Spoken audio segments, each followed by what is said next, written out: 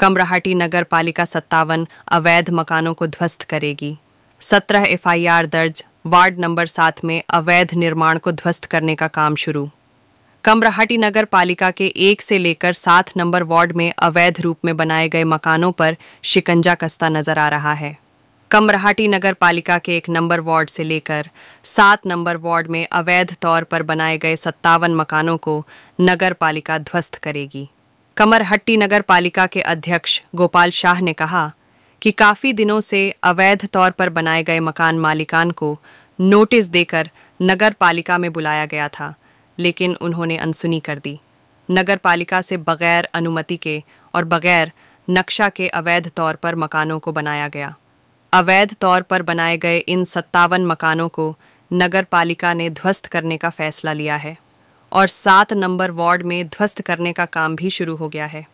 अवैध तौर पर बनाए गए 57 मकानों में से 17 मालिक मकानों पर नगर पालिका ने एफआईआर भी दर्ज कराया है। साथ ही साथ पुलिस को भी कठोर कदम उठाने के निर्देश दिए गए हैं।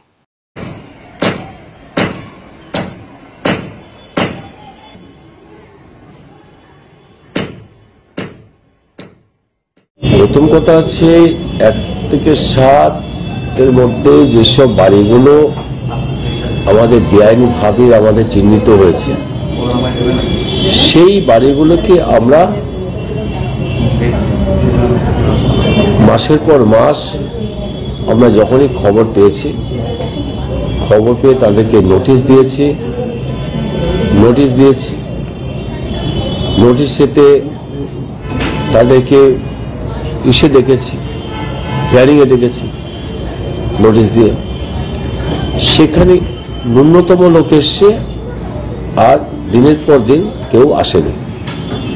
আমরা হিয়ারিংটা প্রায় 3 বার ডেকেছি, প্রথমবার, দ্বিতীয়বার, তৃতীয়বার যখন আসেনি আমরা বোর্ড তখন এগুলোকে ডিমোলিশ করার অর্ডার করলাম। কটা বাড়ি টোটাল ডিমোলিশ করার অর্ডার করেছি প্রায় 57টা বাড়ি।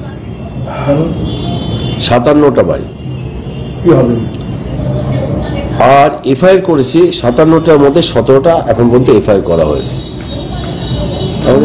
কটা বাড়ি আছে যেমন আমাদের ওয়ার্ড নাম্বার 1-এ আছে, ওয়ার্ড নাম্বার 2-তে 1 এফআইআর 1-এ, এইসব আছে, এখানে সমস্ত আছে। কিন্তু টোটাল সংখ্যাটা হচ্ছে 57-র মধ্যে 17টা এফআইআর আর এখন ডিমোলিশ করার অর্ডার যে স্ট্যান্ডে দাঁড়িয়ে আছে বাকিটা। তো তারপরে আমরা দেখি এর পরবর্তীকালে কোন পথে যেতে হবে। অলরেডি একটা বাড়ি ভাঙা শুরু করেছে।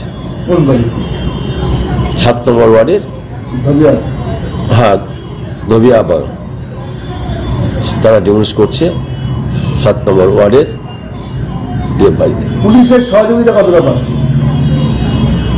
এই মুহূর্তে পুলিশের সহযোগিতা পাচ্ছি, কারণ আমরা পুলিশ নিয়ে আমরা সেখানে ভিজিট করেছিলাম, পরবর্তীকালে পুলিশের করছিলাম, এফআইআর করেছিলাম ইত্যাদি, যতটা পুলিশ করা করছে।